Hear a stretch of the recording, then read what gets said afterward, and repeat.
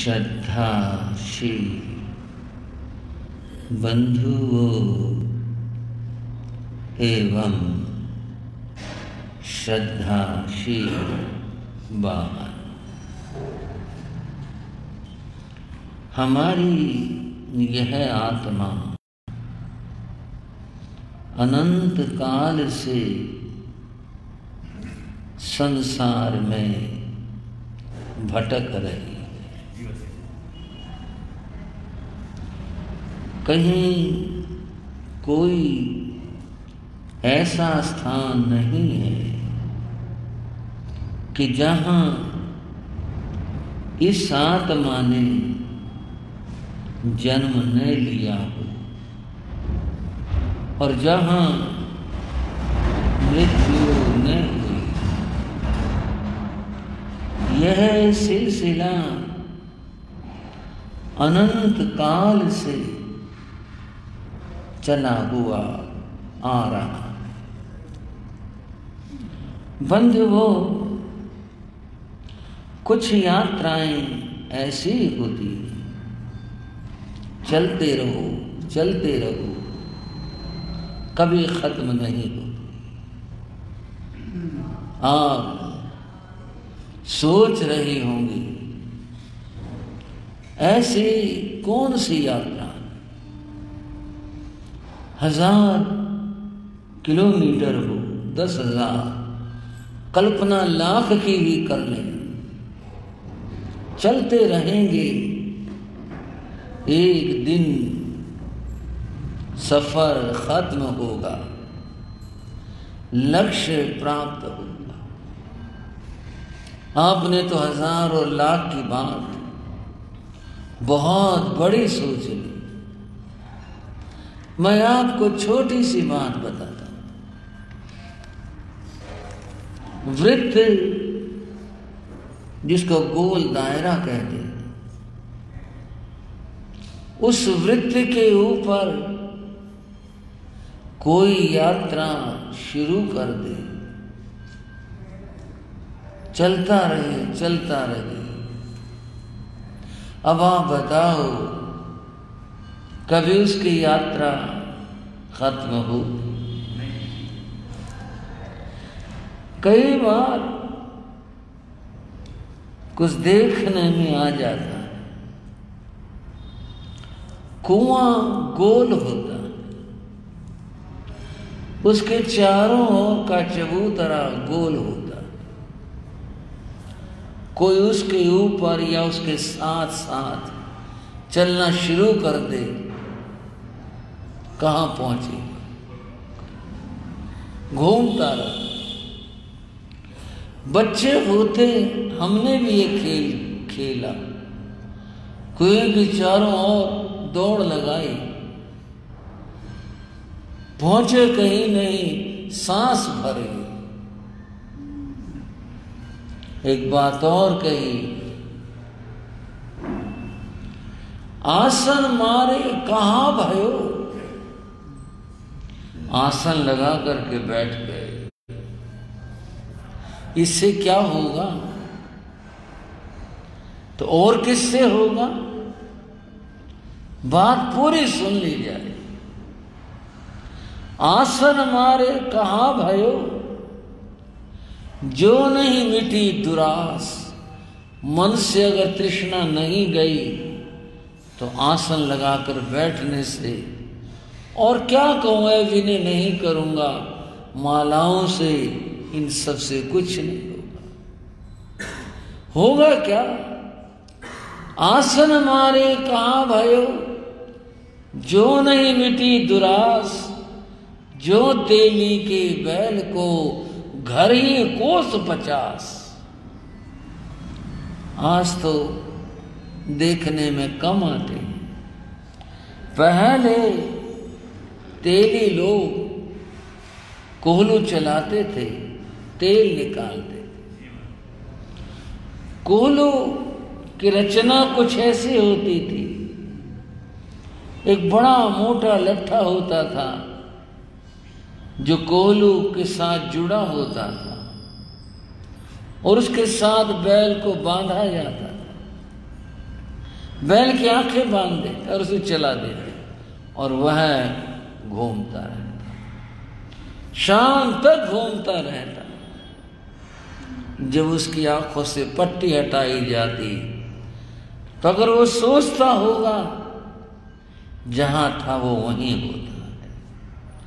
जो तेली के बैल को घर ही कोस 50 सारे दिन चला, 50 कोस का सफर कर लिया पर पहुंचा तो कहीं नहीं। क्यों भाई राम कला? गन्नों को पीलते हैं कोलों में, बैलों को दौड़ाते हैं, जाते कहां वहीं रहते। इस आत्मा की स्थिति संसार में यही है। तो फिर आप कहोगे फिर खत्म कैसे होगा सफर? वृत्त का सफर चलने से खत्म नहीं होता। और किससे होता है? रुकने से होता है। हाँ जी भाई, जहां ठहर गए वहीं वृत्त का जो सफर था खत्म हो गया। बस कुछ नहीं, ठहर जाओ, खत्म। चलते रहोगे तो जीवन बीत जाएगा, सफर खत्म नहीं होगा। जो ठहरे हैं उनको इस बात का ज्ञान हुआ, एहसास हुआ, चलने से नहीं ठहरने से बात बने। उनके लिए हम कहते हैं, उन आत्माओं के लिए कहते हैं, उन्होंने बोध ज्ञान प्राप्त कर लिया। क्या ज्ञान पाया? चलने से नहीं। चलना तो तृष्णा की बात है, बस खड़े हो जाओ, बंद कर दो, तुम्हारा सफर पूरा हो गया। ये बोध 3 तरह से प्राप्त होता है। बोध यानी ज्ञान 3 तरह से मिलता है। पहला है, जो पहला बोध है उसको कहते हैं स्वयं बुद्ध। अपने आप से बोध हो जा। ये बोध अपने आप से हमें तो नहीं हुआ ही, आप कहोगे। इसमें थोड़ा सा फर्क है। जो स्वयं बुद्ध हैं वो तीर्थंकर भगवान हैं और ऐसी उत्तम आत्माएं हैं, ये पूर्व जन्म के साधक होते हैं, पहले से कमाई करके लाते हैं। यहाँ उस पूर्व जन्म की कमाई से इन्हें बोध प्राप्त होता है। किसी की उपदेश की, किसी धर्म ग्रंथ की, शास्त्र की इन्हें कोई आवश्यकता नहीं होती। स्वयं से तीर्थंकर जन्म से ही ज्ञानी होते, वे स्वयं बुद्ध। दूसरी बात है प्रत्येक बुद्ध। प्रत्येक का मतलब हिंदी में तो हरेक करते हैं, प्रत्येक आदमी, हरेक आदमी। यहां प्रत्येक का अर्थ वो नहीं। यहां प्रति एक यानी आत्मा एक है, ये इसका भाव है। प्रत्येक बुद्ध का अर्थ है कि जहां पर व्यक्ति समझ ले। समझ कब आई? जीवन में कोई घटना घट गई, उस घटना से चिंतन उत्पन्न हुआ। अंधेरा हो, 2 पत्थरों की रगड़ बनी, किसी ने रगड़ा तो क्या पैदा हुआ? जो चकमक माही आगी, उसमें अग्नि पैदा हुई। जो तिल माही तेल है, यूं तो कोई तिलों को हाथ में लिए रहो, देखो कहीं कुछ चिकना लगता है, पर है तेल तिलों में ही है, पर उसको जब पीला जाएगा तो निकलेगा। जो तिल माही तेल है, चकमक माही आगी। अग्नि यूं तो कोई हाथ में जलाते पत्थर, लेकिन उनको रगड़ा गया तो चिंगारी पैदा हुई। तेरा साईं तुझ में जगा सके तो जागे। तेरा भगवान परमात्मा आत्मा जो है वह तेरे अंदर विद्यमान है। अगर तू जगा सकता हो तो जगा ले। ये जगाने में घटनाएं बड़ी सहयोगी हो जाती।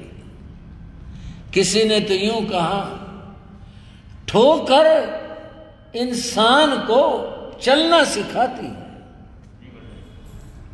यूं ही जा रहा था गफलत में, चल किधर रहा था, देख किधर रहा था, ठोकर लगी, चोट तो लगी, दर्द हुआ, हो सकता खून भी आया हुआ, लेकिन होश आ गया। और मैंने तो देखा ही नहीं नीचे, ध्यान से चलना चाहिए। ठोकर चलना सिखाती।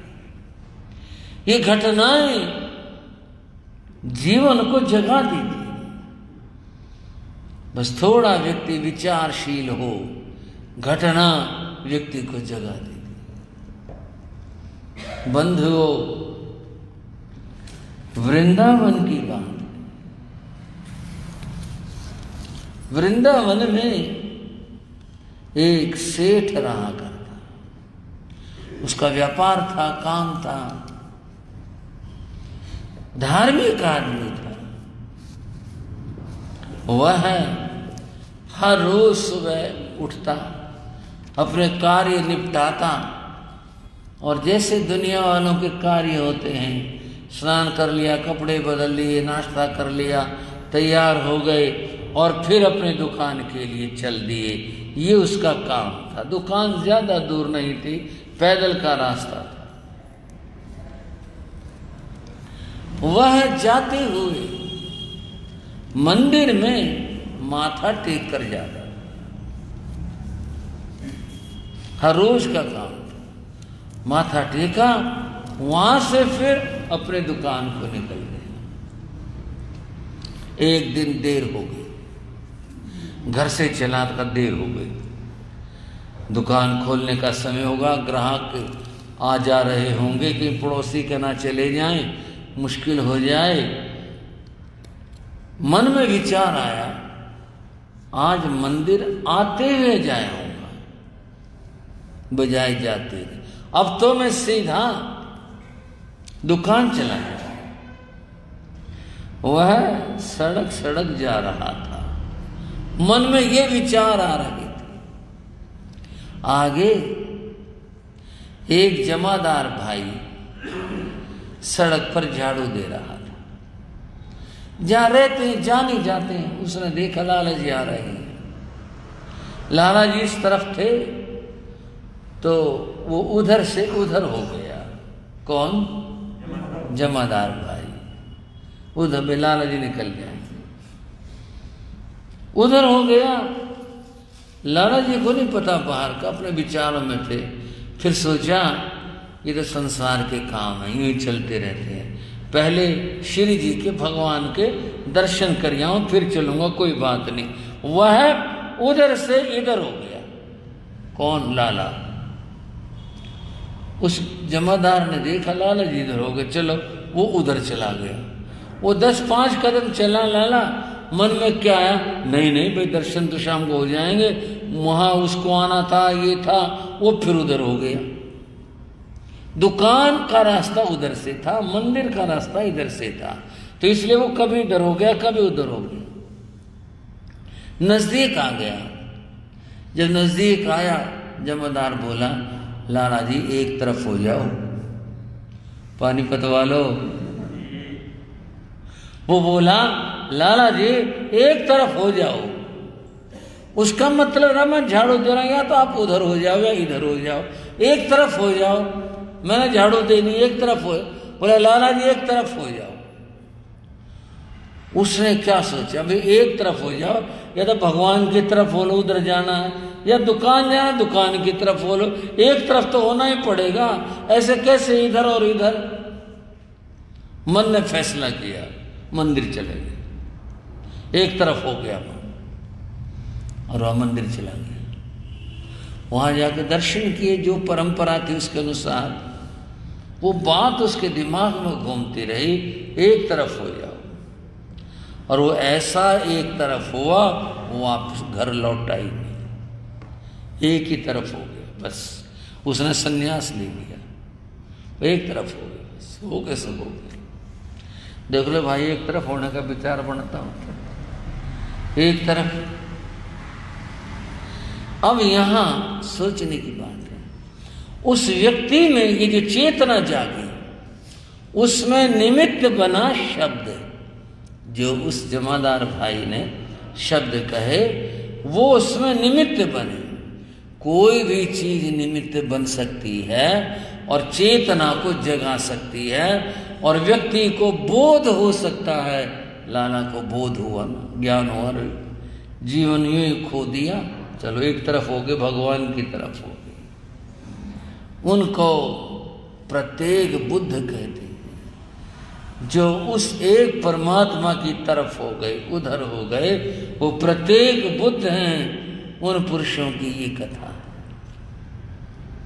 तीसरे होते हैं बुद्ध बोधित, जिन्होंने ज्ञानियों से वाणी सुनी, जिन्होंने सत्संग सुना,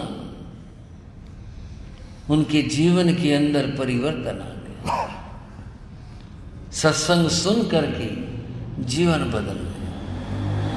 वे कहलाते हैं बुद्ध बोधित।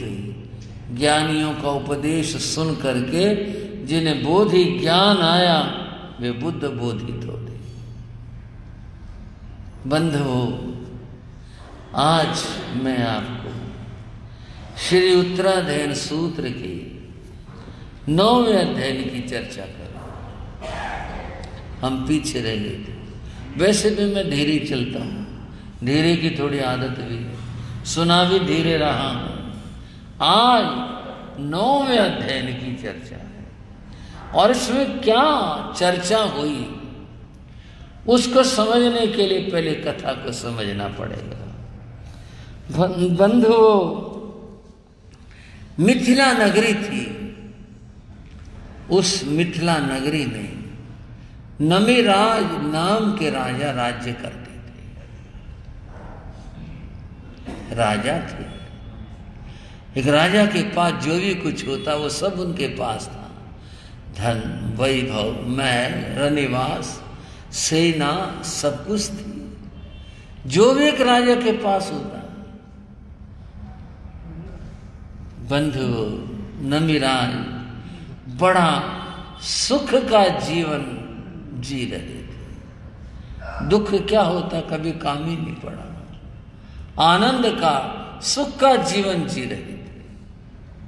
लेकिन कुछ पता चलता है कब क्या घटना हो जाए और क्या बात हो जाए। सहसा उन्हें ज्वर हो गया, बुखार, बुखार जिसे कहते हैं, ज्वर हो गया। ये जो ज्वर है ये कई तरह का होता है, आप जानते हो। एक होता है निरंतर चलने वाला, एक होता है एक दिन छोड़ के एक दिन आने वाला, एक 2 दिन छोड़ करके आने वाला। तरह तरह के बुखार है। एक बहुत तेज चढ़ार उतर गया, एक वो बुखार है जो सारे शरीर को कपा करके और फिर चढ़ता है। तरह तरह के बुखार है। राजा को जो बुखार चढ़ा वो इनसे अलग था। उस बुखार का नाम था दाह ज्वर।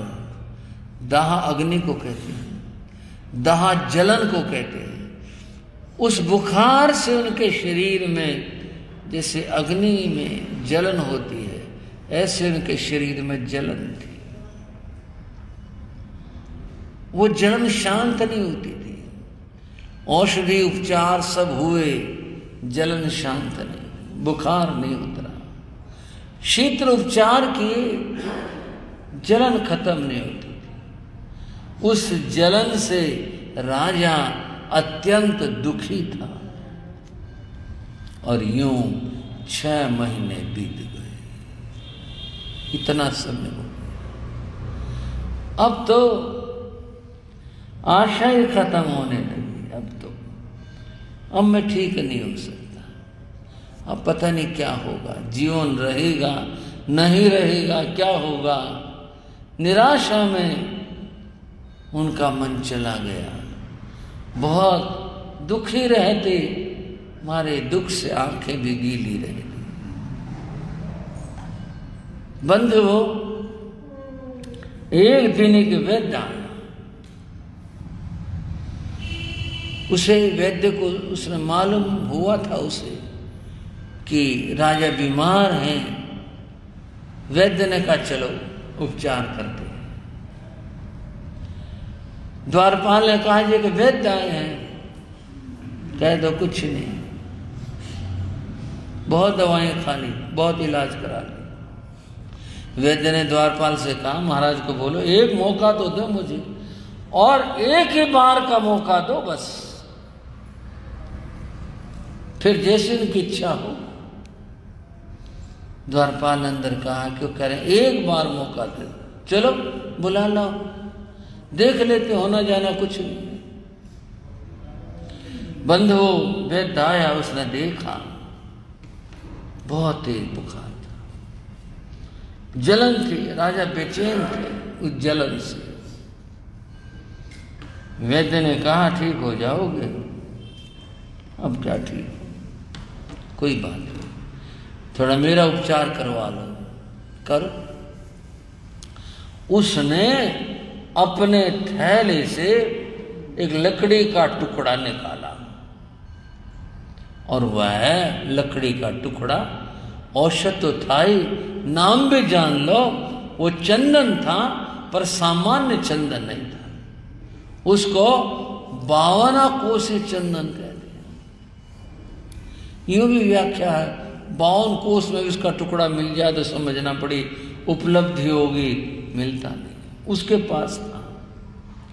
वो चंदन की ये विशेषता बताते हैं, जैसे कहानियों में कथाओं में कहा कि तेल का कढ़ाया उबल रहा हो, वो चंदन का टुकड़ा डाल दो, एक बार अग्नि के ऊपर रखा है, तेल उबल रहा है, वो भी शांत हो जाए।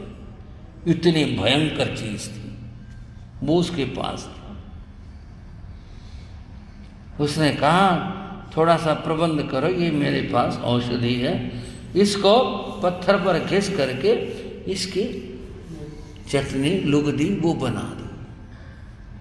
सेवकों ने लिया, महल मंदिर गए और जा करके दासी से कहा, वो कहा रगड़ने का कहाँ है, चटनी बनाने का कहाँ है, क्या बात है महाराज की दवाई रगड़नी है। रानी ने पूछा क्या बात है, बताया कि वैद्य आया है और वो ये कह रहा कि ये रगड़ना है, इसका लेप लगाना है। रानी बोले लाख में नहीं महारानी कि मैं अभी करता हूँ, आप पत्थर कहाँ रखा है, दासी से बोले नहीं, हमारे पति देव है, हम स्वयं सेवा करेंगे। उन्होंने वो ले लिया और ले करके उसे रगड़ना शुरू किया। थोड़ी देर के अंदर कुछ रगड़ा गया, सोने की कटोरी मंगाई गई, उसमें वो लेप डाला गया और वो सेवकों से लेकर के बाहर आया। अभी थोड़ा ही बना था, रानियां और रगड़ने लगी। वैद्य ने कटोरी ली और लेकर के महाराज के माथे पर, ओह बर्फ रखी है क्या, नहीं महाराज दवाई है। जहां जहां लगाई जलन खत्म, एकदम ठंडा हो गया। अरे इतना ठंडा, इतना अच्छा, मेरी जलन खत्म हो गई। जहां लगाया दूसरी कटोरी आ गई, तब तक वो और शरीर पर लगाया, बहुत ठंडक मिली। 6 महीने के बाद पहली बार इतनी ठंडक मिली। इतने दिन से राजा सोया भी नहीं था, दुखी था। ठंडक मिली, राजा को नींद आने लगी, झपकी आती खुल जाती। अंदर रानियां उसे रगड़ने लग रही थी। राजा ने कहा ये दवाई कौन रगड़ रहा है? बोले रानियां रगड़ रही हैं। उनसे कहो आवाज बंद कर दे। रानियां जो रगड़ रही थी चंदन को, उनसे उनकी चूड़ियों की, कंगनों की आवाज झनकार हो रही थी, आवाज हो रही थी। राजा बोला मुझे नींद आना चाहती है, तुम इस आवाज को बंद कर दो। सेवक अंदर गए, उनका महाराज ये कह रहे हैं आवाज बंद करने को, आप मत रगड़ो, हम रगड़ते हैं। रानियां रगड़ना चाहती थी, सेवा करना चाहती थी, परंतु करें क्या? ये तो भारतीय नारी की सौभाग्य की सूचक है। अब इनको तो कैसे उतारें? सेवा भी चाहती हैं।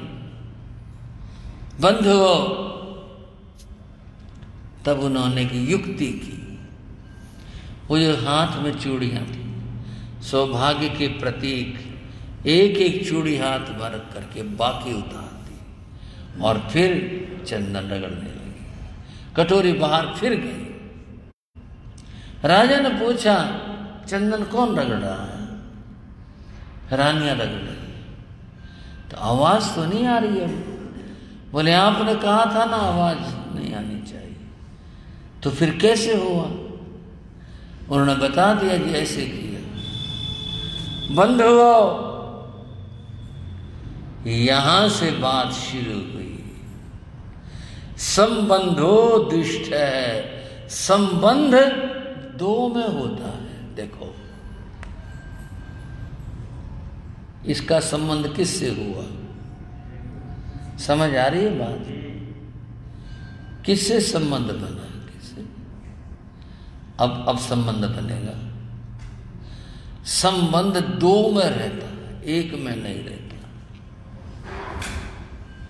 राजा चिंतन करने लगे कि अब एक चूड़ी है, आवाज बंद हो गई। कि सारा झगड़ा ये दो का ही है, और ये दो हैं शरीर और आत्मा।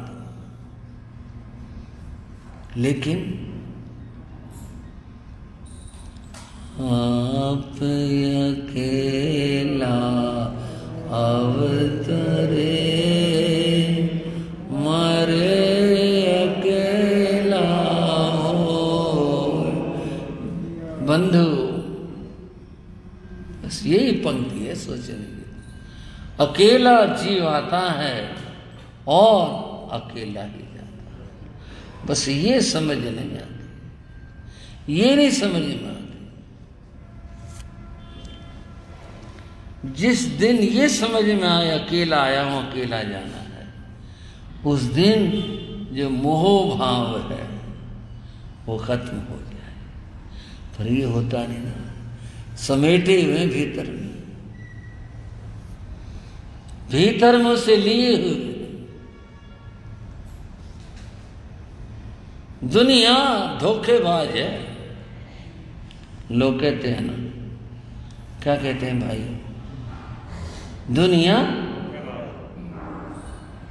दुनिया धोखेबाज है, और धोखेबाज दिल में है। धोखेबाज का रहता है? धोखा देने वाला दिल में रहता है। बस ये है सारा दिल। बस सब कुछ मेरा है कुछ भी नहीं। इसे छोड़ दे, कौन धोखा दे, कौन फिर मामला हो? गड़बड़ तो सारी यहां है। उस दिन समझ में आई नमिराज के, अरे आप अकेला उतरे। अकेला आया था मैं, दुनिया से अकेला ही जाना होगा। ये सारा झगड़ा शरीर और आत्मा का है, और पर का है। ये जो मामला है, इसके वजह से सारा क्लेश है। यहां उन्हें बोध प्राप्त हुआ, और ये जो बोध है बंधु, ये जो ज्ञान है जो उन्हें प्राप्त हुआ, इससे जीवन की दिशा बदल गई, परिवर्तन आ गया। राज जो उन्हें प्रिय था, परिवार प्रिय था, धन वैभव प्रिय था, अब लगा नहीं, ये मेरा नहीं है, ये कल्पना है। इसी के वजह से जीव को सारा दुख है। यहां बोध मिला, और इनको कहा गया प्रत्येक बुद्ध। मैं बात कह रहा था, वृत्त पर घूमने की सारी उम्र घूम घूम कर पूरी हो जाती, यात्रा खत्म नहीं होती। यात्रा खत्म हो गई। कैसे हो गई? मेरा नहीं है, ठहर गए, चलना छोड़ दिया, जहाँ ठहर गए वहाँ पटरी से उतर गए, छोड़ो सर, यात्रा खत्म। अब अपनी नई यात्रा शुरू होती है, नई बात शुरू होती है। तो बंधुओं, नमिराज ऋषि को यूं आत्मबोध मिला। औषध से, उपचार से शरीर का रोग शांत हो गया। ज्ञान से भीतर के जितने भी क्रोध, मान, माया, लोभ, राग, द्वेष, तृष्णा, ये जितने भाव थे, इस ज्ञान से वे शांत हो गए। अब वो लेटे से बैठ गए थे। अब उनकी मुद्रा दशा ये थी, उन्होंने निश्चय किया, अब मैं संसार को छोड़ करके आत्म कल्याण के पथ के ऊपर चलूं, मैं मुक्ति की ओर चलूं।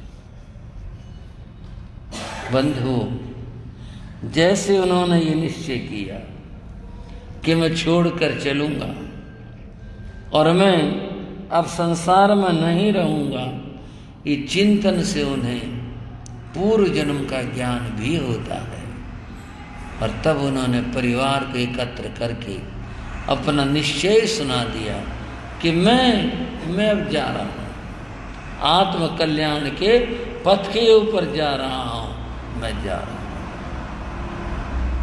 परिवार सब स्वजन संबंधी रोकने की कोशिश करते हैं, पर उनका तो निश्चय अटल था, दृढ़ था, जाना है, बस ये निश्चय था। बंधुओं, अब उनके अध्यात्म यात्रा शुरू हो गई।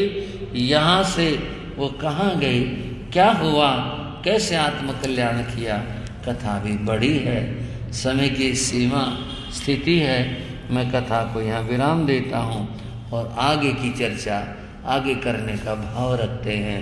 आप सब सौभाग्यशाली हैं जो श्री उत्तराधयन सूत्र की महामंगलकारी इस वाचना देशना को श्रवण कर रहे हैं, अपना कल्याण कर रहे हैं।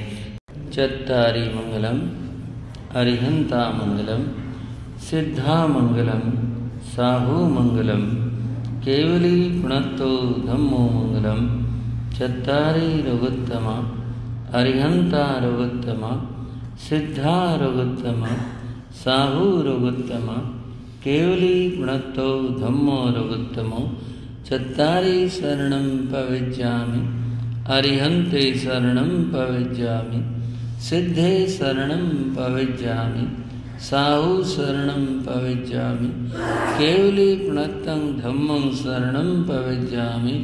ये चार शरण दुख हरण जगत में और न शरणा कोई होगा, जो भव प्राणी करे आचरण उसका अजर अमर पद होगा, उसका सदा ही मंगल हो। मंगल आशीर्वाद, मंगल आशीर्वाद, मंगल आशीर्वाद।